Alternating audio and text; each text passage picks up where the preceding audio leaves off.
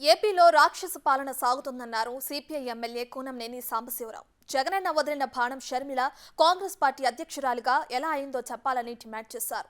అయోధ్య రామ మందిర ప్రాణ ప్రతిష్ఠ కార్యక్రమాన్ని మోడీ తన రాజకీయాలకు వాడుకుంటున్నారని ఎద్దేవా చేశారు కూనంనేని. పవన్ కళ్యాణ్ కు స్థిరమైన ఆలోచన విధానం లేదన్నారు.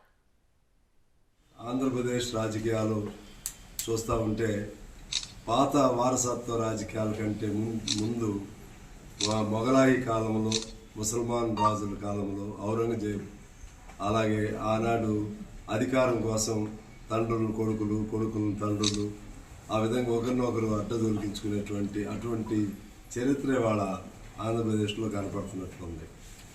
ముఖ్యంగా ఇవాళ ఉన్నటువంటి ఆంధ్రప్రదేశ్లో ఉన్న పాలన అది ప్రజాపాలన కాదు, అది ఫ్యాక్షన్ పాలన, ఫాసిస్టిక్ పాలన.